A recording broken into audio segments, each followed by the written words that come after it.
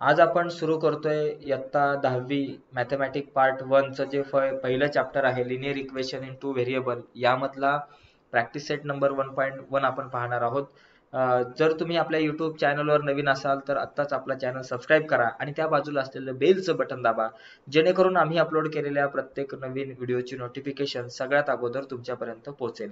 बघा, पहिलं प्रकरण आहे linear equation in two variable.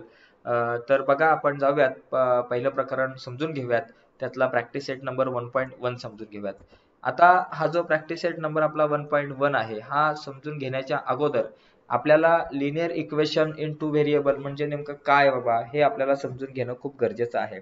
तर यामध्ये नावातच सगळं काय आहे मित्रांनो, की अशा प्रकारची समीकरणं, अशा प्रकारचे इक्वेशन्स की बाबा ज्यामध्ये टू व्हेरिएबल आहे. टू व्हेरिएबल म्हणजे ज्याला मराठीमध्ये आपण चल म्हणतो. दोन चल आहेत, टू व्हेरिएबल आहेत, आणि जिथं दोन व्हेरिएबल वापरले जातात त्याला आपण टू व्हेरिएबल मधलं एक इक्वेशन आपण आहे असं म्हणू शकतो. आणि लिनियरचा अर्थ काय की बाबा ज्या समीकरणातील ज्या इक्वेशन मधील जी काही कोटी असते किंवा हायेस्ट इंडेक्स जो असतो तो नेहमी 1 असतो. ओके, 1 असतो हे लक्षात घ्या. हायेस्ट इंडेक्स, दोन चल पाहिजेत आणि त्या दोन व्हेरिएबल पाहिजेत आणि त्या दोन्ही व्हेरिएबल्सचा हायेस्ट इंडेक्स जो आहे तो 1 पाहिजे, तर ते linear equation in two variable असणार आहे. तर आता या ठिकाणी इथे आपल्याला एक प्रश्न विचारला गेलेला आहे, एक तक्ता दिलेला आहे. हा तक्ता आपण समजून घेण्याचा प्रयत्न करूयात. बघा या ठिकाणी काय दिलंय, 4m + 3n = 12. इथं दिलेलं आहे पहिली गोष्ट SR नंबर दिलाय, इक्वेशन दिलेत, आणि हे जे इक्वेशन आहे is the equation a linear equation in two variable. हे जे इक्वेशन आहे ते लिनियर इक्वेशन आहे काय? पहिली गोष्ट लिनियर आहे का ते चेक करायचं, आणि दुसरी गोष्ट टू व्हेरिएबल म्हणजे लिनियर पण पाहिजे आणि टू व्हेरिएबल मधलं पण पाहिजे. ओके, आता इथं दोन व्हेरिएबल तर वापरले गेलेले आहेत. ओके, आता लिनियर आहे का? आहे, कारण इथं सुद्धा हायेस्ट इंडेक्स 1 आहे, इथे पण हायेस्ट इंडेक्स 1 आहे, म्हणजे यस बाबा हे राईट आहे. दुसरा मुद्दा 3x². आता इथं x² आला, स्क्वेअर आला तर ते लिनियर कधीच नसतं, हे लक्षात घ्या. स्क्वेअर असल्यावरती हे क्वाड्रॅटिक इक्वेशन झालं. हे लिनियर इक्वेशन आहे का? तर नो, हे नाहीये. दुसरी गोष्ट इथं बघा, इथं दोन व्हेरिएबल आले 1 आणि 2, व्हेरिएबल 2 आहे. लिनियर आहे का? यस. इथं हायेस्ट इंडेक्स 1 आहे, इथं पण 1 आहे, म्हणजे यस बाबा हे लिनियर इक्वेशन आहे. इथे बघा 0x + 6y - 3 = 0. आता दोन व्हेरिएबल दिसतात पण 0 × x किती होतं बाबा? 0 होतं, म्हणजे हा तर निघून जाईल. म्हणजे फक्त तुमचं एकच व्हेरिएबल या ठिकाणी राहिलं, म्हणजे नाहीये बाबा हा टू व्हेरिएबल मधला नाहीये, इथं ओन्ली 1 व्हेरिएबल आहे. इथं बघा 0.3 आहे आणि इथं 0y. आता 0y म्हणजे हा कटच होणार ना, फक्त 0.3xच राहील. लिनियर आहे पण या ठिकाणी हे टू व्हेरिएबल मधलं नाहीये, म्हणून इथं सुद्धा आपल्याकडे नो येईल. त्यानंतर इथं बघा 4/x. आता इथं व्हेरिएबल तर 2 आहेत माझ्याकडं, पण लिनियर आहे का? नाहीये, कारण 4/x याचा अर्थ काय असतो?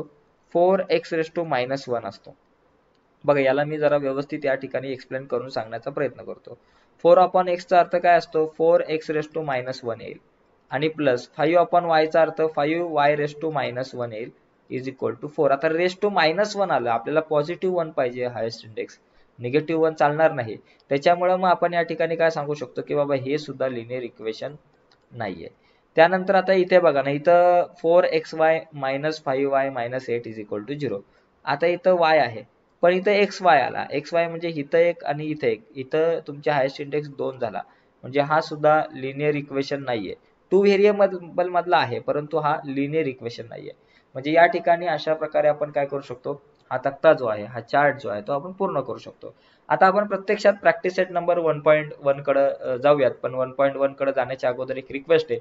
जे विद्यार्थी नवीन आहेत आपल्या चॅनलवर आणि अजूनपर्यंत तुम्ही चॅनल सबस्क्राईब नसेल केला तर प्लीज आत्ताच आपला चॅनल सबस्क्राईब करा आणि त्या बाजूला असलेलं बेलचं बटन दाबा, जेणेकरून आम्ही अपलोड केलेल्या प्रत्येक नवीन व्हिडिओची नोटिफिकेशन सगळ्यात अगोदर तुमच्यापर्यंत.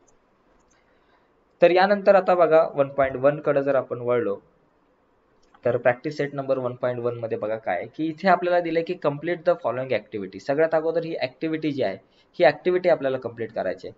याच्यामध्ये काय दिलंय, complete the following activity to solve simultaneous equations. Simultaneous equation solve करण्यासाठी ही ऍक्टिव्हिटी कंप्लीट करायची आहे. याच्यात दोन इक्वेशन आहेत, एक 5x + 3y = 9 आहे आणि दुसरं 2x + 3y = 12. ही दोन इक्वेशन्स आहेत.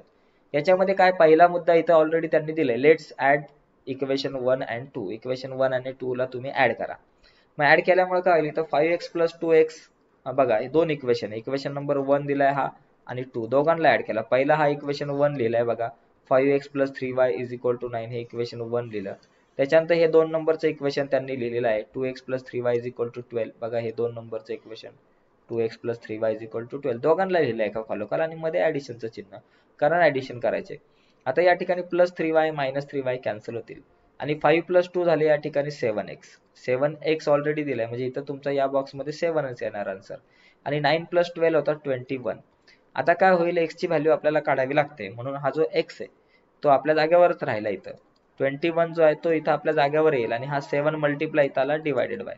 आता 7 1 जा 7 7 3 जा 21 म्हणजे तुमचं या बॉक्समध्ये 3 आन्सर येईल म्हणजे x इज इक्वल टू 3 आलं. आता y ची व्हॅल्यू काढण्यासाठी काय करायला सांगितलं इथं, place x is equal to 3 in equation 1. x is equal to 3 जी आहे ही जी x ची व्हॅल्यू 3 तिला काय करायचं आपल्याला इक्वेशन नंबर 1 मध्ये ठेवायचं आहे. इक्वेशन 1 काय बाबा 5x plus 3y is equal to 9. आता या ठिकाणी आपल्याला काय करायचं एक लक्षात घ्या की x च्या जागेवर 3 लिहायचंय म्हणजे 5 इंटू x च्या जागेवर 3. मग इथं 5 इंटू x जो बॉक्स आहे या x च्या जागेवर तुम्ही काय लिहिणार 3 लिहिणार प्लस आपला हा 3y जो आहे तो जसाच्या तसा या ठिकाणी दिसतोय आणि इज इक्वल टू 9 जे आहेत ते पण जसेच्या तसे इथं दिसतात. आता 3y इज इक्वल टू, आता इथं काही वेळेस असं बघा ना डायरेक्ट या ठिकाणी दिलंय, इथं मी पलीकडे थोडंसं कच्चं काम करतो म्हणजे समजेल आपल्याला. आता 5 3 जा किती होतील 15 होतील आणि प्लस हा 3y होतील आणि इज इक्वल टू 9 होतील. आता या ठिकाणी काय केलं या 3y ला एका बाजूला इथंच ठेवलंय आणि इज इक्वल टू हा 9 पण आपल्या बाजूला मायनस. या बॉक्स मध्ये काय येणार हे जे 15 आहेत पलीकडे जाणार प्लसचे काय होतात मायनस होतात म्हणून इथं या ब्रॅकेट मध्ये 15 आले बाबा. 3y is equal to 9 minus 15. 3y is equal to 9 minus 15 किती झाले मायनस 6 झाले. 9 मधून 15 काय जात नाही पण 15 मधून 9 गेल्यावर 6 येतील. मोठा नंबर 15 त्याच्या अगोदर मायनसचं साइन आहे म्हणून मायनस 6 आलं. आता हे मायनस 6 तुम्ही आपल्या जागेवरच ठेवलेत, फक्त हा 3 मल्टिप्लाय इथं आला डिवायडेड बाय.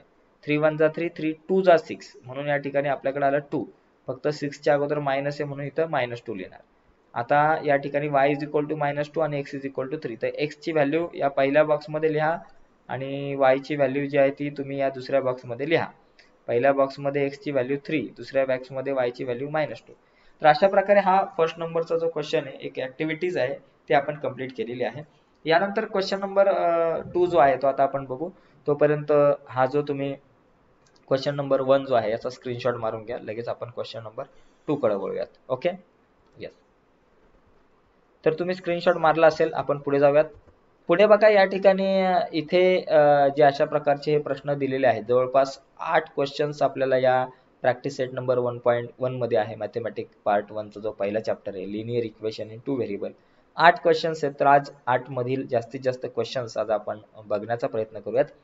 तर यामध्ये बघा पहिला जो क्वेश्चन आपल्याकडे 3a plus 5b is equal to 26 आणि a plus 5b is equal to 22 हे दोन क्वेश्चन्स आपल्याकडे या ठिकाणी दिसतात.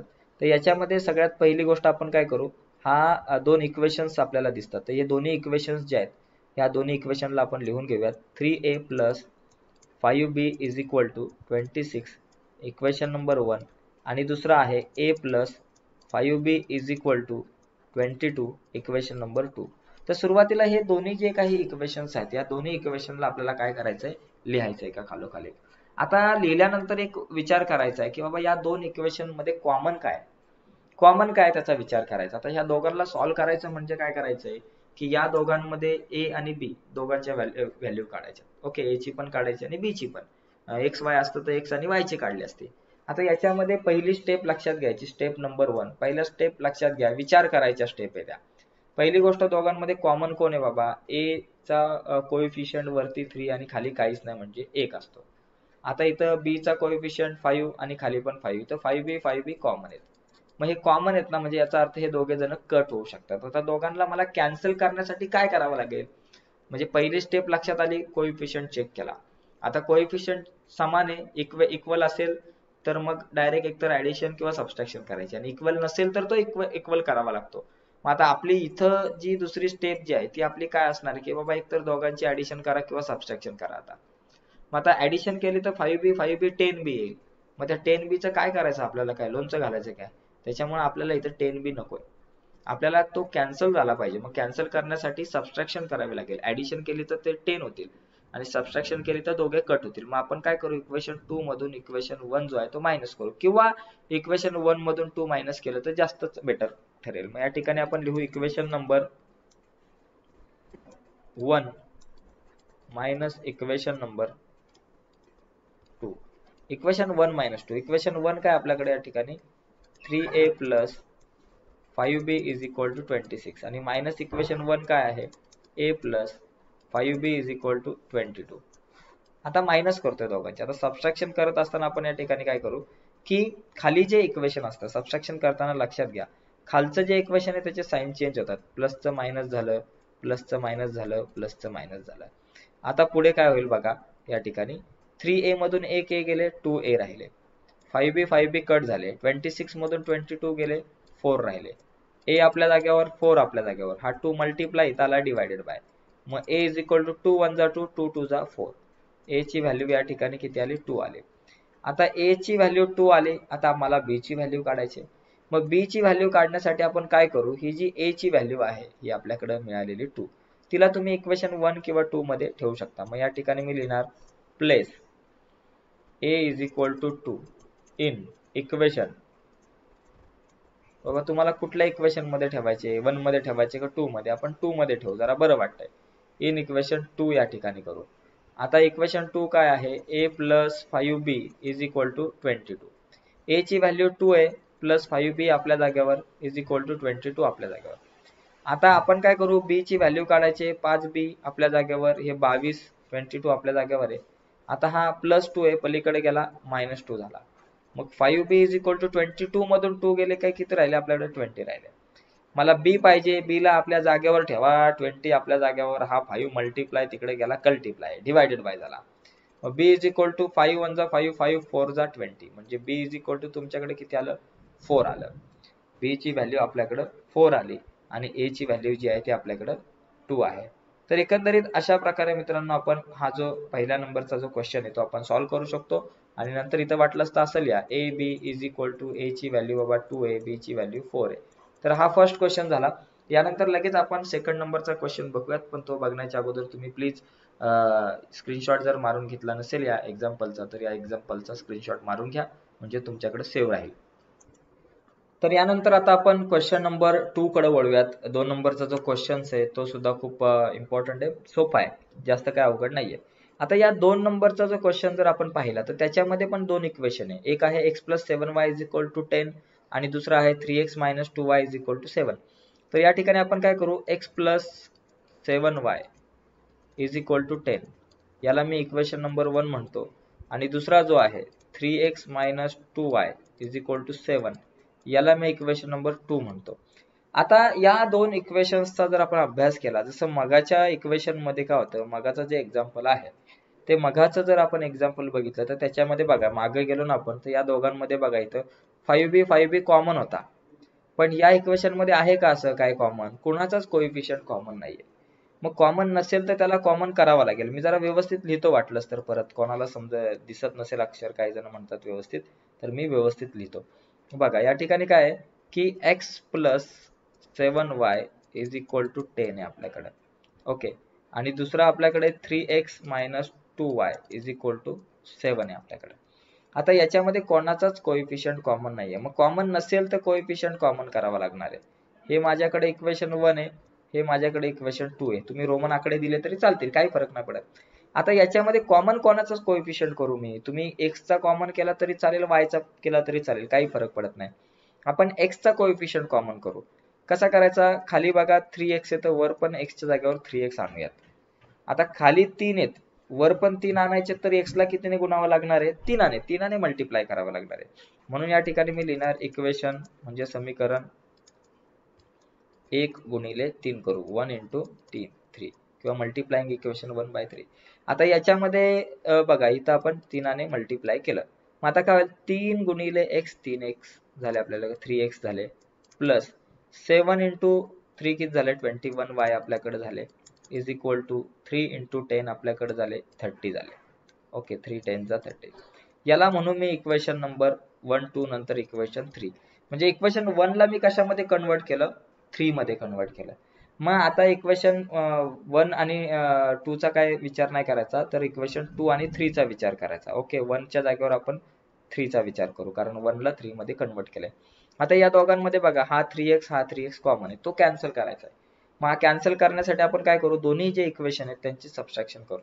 ओके, कारण जर 3 मधून 3 गेला तर 0 येईल. 3 + 3 3 + 3 6 काय करायचे आपल्याला, आपण इक्वेशन 3 मधून इक्वेशन 2 ला मायनस करू.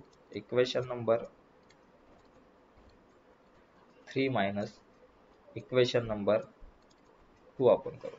3 - 2 3 काय बाबा माझ्याकडे 3x + 21y = 30 आणि मायनस इक्वेशन 2 जो आपल्याकडे या ठिकाणी दिलेला आहे 2 काय आहे बाबा 3x - 2y = 7. आता सबट्रॅक्शन करत असताना खाली जे आपल्याकडे इक्वेशन असतं त्याचे चिन्ह बदलतात. प्लसचं मायनस झालं, मायनसचं प्लस झालं, प्लसचं मायनस झालं आणि यानंतर कॅल्क्युलेशन काय बघा आपलं 3 मधून 3 कटाप चटाप वटाप कॅन्सल झाला. 3x कॅन्सल झाले. 21 आणि हा +2 घ्या. 21 + 2 किती झाले 23 23 झाले. = 30 - 7 30 मधून 7 गेले 23 राहिले 23 राहिले. y ची व्हॅल्यू काढायची. y ला म्हणायचं बाबा तू इथंच थांब 23 आपल्या जागेवर, हे 23 मल्टिप्लाय इथं आले डिवायडेड बाय गुणिलेचे झाले बाबा भागिले. मग आता y = काय झालं 23 आपण 23 1 तर y = 1 म्हणजे y बरोबर 1 आलं. आता y ची व्हॅल्यू निघाली, आता x काढायचे. मग x ची किंमत कशी काढणार, ही जी y ची जी किंमत आहे तिला तुम्ही समीकरण 1 किंवा 2 मध्ये ठेवा, इक्वेशन 1 किंवा 2 मध्ये ठेवा, 3 मध्ये ठेवलं तरी चालेल. मी काय करतो इक्वेशन 1 जरा बघा ना बरं वाटतं, हे इक्वेशन 1 जे आहे ना ते जरा सोपं आहे बघा, या ठिकाणी लक्षात ठेवायला आपल्याला जरा सोपं जाईल किंवा सॉल्व्ह करायला सोपं जाईल. म्हणून या ठिकाणी लिहायचं place y = 1 in equation 1. Equation 1 मध्ये आपण ठेवू. इक्वेशन 1 काय बाबा माझ्याकडे x + 7y = 10. x ची किंमत किती आहे बाबा, x कुठे गेला आपला, x ची किंमत माहिती नाहीये मला, मग x आपल्या जागेवर.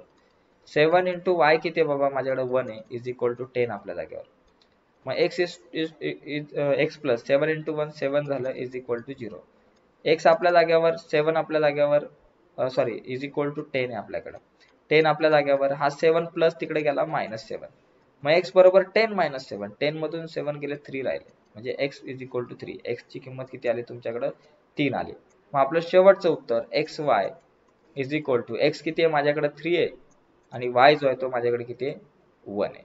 अशा प्रकारे आपण हा 2 नंबरचा जो प्रश्न आहे तो आपण सोडवू शकतो. अजून बरेचसे प्रश्न आहेत, आपण बघूयात पुढचे प्रश्न पण तत्पूर्वी हा जो प्रश्न आहे याचा तुम्ही स्क्रीनशॉट मारून घेऊ शकता. 3 नंबरचा जो प्रश्न आहे, या 3 नंबरच्या प्रश्नाकडे आता आपण वळूयात. तिसरा जो प्रश्न आहे, तर सगळे प्रश्न ऍक्च्युअली मित्रांनो सारखेच आहेत, त्याच्यामध्ये काय जास्त हे नाहीये. बघा 3 नंबरचा जो प्रश्न आहे त्याच्यामध्ये काय दोन इक्वेशन आहे. पहिलं आहे 2x - 3y = 9 आहे बघा. 2x - 3y = 9 याला मी नंबर 1 दिला आणि 2x + y = 13. 2x + y = 13 याला मी इक्वेशन नंबर 2 दिला.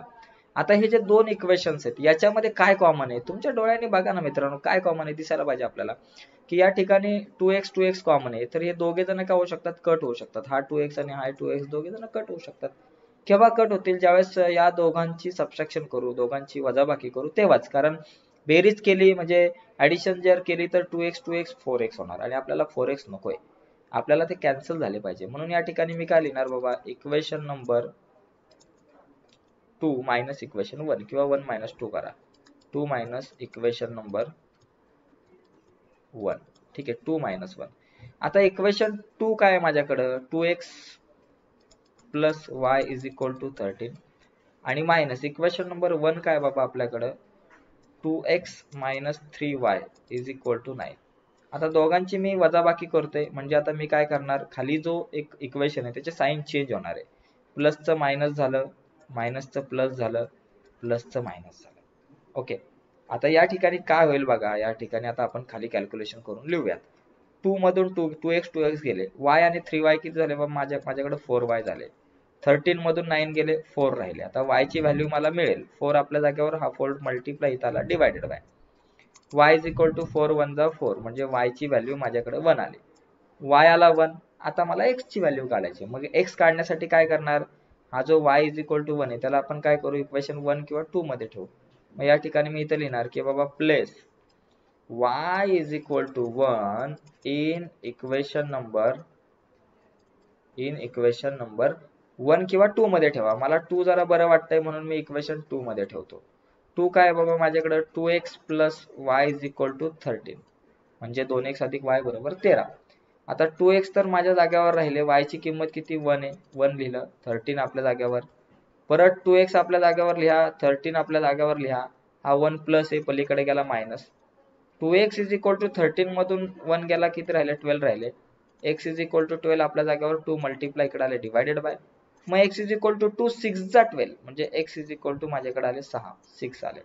म्हणजे आपलं उत्तर आपल्याकडे x y is equal to x माझ्याकडे किती आहे बाबा 6 आणि y इज इक्वल टू 1 आहे, 6 आणि 1. तर हा झाला एकदम इझी आणि सोपे प्रश्न आहेत मित्रांनो. तर प्लीज याचा स्क्रीनशॉट मारून घ्या. लगेच आपण पुढचा जो एक्झाम्पल आहे एक्झाम्पल नंबर 4 तो बघूया. आता हा जो प्रश्न आहे 4 नंबरचा 4th नंबरचा एकदम हा पण सोपा आहे, याच्यात काय जास्त सगळे सारखेच प्रश्न आहेत, आपल्याला नीट समजून घेता आले पाहिजेत. बघा या ठिकाणी काय दिलंय, दोन इक्वेशन्स आहेत. पहिलं इक्वेशन काय बाबा 5m minus 3n is equal to 19 आहे, याला मी नंबर 1 देईल आणि दुसरं माझ्याकडे m minus 6n is equal to minus 7 आहे, याला मी नंबर 2 देईल. या दोघांमध्ये आता काय कॉमन आहे, कॉमन तर काहीच दिसत नाही. मगाशी आपण पाहिलं त्यासारखं गणित आहे, आधीच्या गणितासारखं म्हणजे 2 नंबरच्या गणितासारखं. कॉमन काय नसेल तर कॉमन करा. आता तुम्ही m ला कॉमन करा, m चा कोएफिशियंट कॉमन करा किंवा n चा करा, काही फरक नाही पडणार. आपण m चा करू कारण वर 5m आहेत, खाली m च्या जागेवर 5m आणणं सोपं जाईल. मग इथं m च्या जागेवर 5m जर मला आणायचे असेल तर या m ला कितीने गुणावं लागेल, कितीने मल्टिप्लाय करावं लागेल, 5 ने म्हणजे 5 ने. मग एकट्या m ला नाही, सगळ्या अख्ख्या इक्वेशनला 5 ने मल्टिप्लाय करायचं. एकट्याला याला मल्टिप्लाय केलं दोघांना राग येईल, तर कुणाला राग नाही येऊन द्यायचा. ओके, तर या ठिकाणी आपण लिहू, या ठिकाणी बाबा इक्वेशन म्हणजे समीकरण 2 इंटू 5 मल्टिप्लाइंग इक्वेशन 2 बाय 5 असं लिहिलं तरी चालेल. मग 5 into m 5m minus 6 into 5 into 6n 5 6 जा 30 म्हणजे 5 6 30 30n आणि 5 7 जा 35 मायनस आहे म्हणून मायनस 35 आलं. याला मी इक्वेशन नंबर 3 म्हटलं, 3 म्हटलं. आता काय होईल, इक्वेशन 2 ला तुम्ही विसरा आणि इक्वेशन 1 आणि 3 चा विचार करा, कारण तुम्ही 2 ला 3 मध्ये कन्वर्ट केले. या दोघांमध्ये 5m आहे, हे दोघं जण कट होतील 5m. मग ते केव्हा कट होतील, ज्यावेळेस आपण या दोन इक्वेशनची सबट्रॅक्शन करू, वजाबाकी करू तेव्हा. बेरीज केली तर 5 आणि 5 10 होतील, त्याची काय आवश्यकता नाही. मग इक्वेशन 1 मधून इक्वेशन 3 मायनस करा, 3 मधून 1 केला तरी चालेल, पण आपण काय करू इक्वेशन 1 मधून आपण काय करू, इक्वेशन नंबर 3 काय करू मायनस करू, 1 मायनस 3. इक्वेशन 1 माझ्याकडे आहे 5m minus 3n is equal to 19 आणि त्याला मायनस करायचं इक्वेशन 3 काय बाबा 5m minus 30n is equal to minus 35. Equation माझ्याकडे 3 किती आहे मायनस 35 आहे. आता खाली जो आपला इक्वेशन आहे त्याचे चिन्ह बदलणार, साइन चेंज होणार, प्लसचं मायनस झालं, मायनसचं प्लस झालं, मायनसचं या ठिकाणी प्लस झालं. आता 5 तर कट ऑफ झाले, ते कट ऑफ शट ऑफ झाले. आता 33 मधून 30 जात नाही कारण मायनस आणि प्लस मायनस होणार. 30 मधून 3 गेले की जर राहिले बाबा माझ्याकडे 23 राहतील, माझ्याकडे 23 आणि हा n राहणार आहे, 23n राहिला. आता हा 19 आणि 35 प्लस मायनस मायनस होणार या ठिकाणी. आता 19 मधून 35 जात नाही, मग आपण काय करू, इथं सॉरी 27 राहतील, मी 23 लिहिले पण इथं 27n राहतील. आता 19 मधून 35 तर जात नाही, मग या ठिकाणी आपण काय करू 35 मधून 19 ला काय करू मायनस करू, कारण इथं ऍक्च्युली काय आहे मायनस नका साइन घेऊ, प्लस घ्या, कारण प्लस आणि हा प्लस दोन्ही प्लस पकडा, प्लस कारण मायनसचं प्लस मध्ये रूपांतर झालं ना, त्याच्यामुळे इथं वजाबाकी करायची काय आवश्यकता नाही, आपण ऍडिशन करू.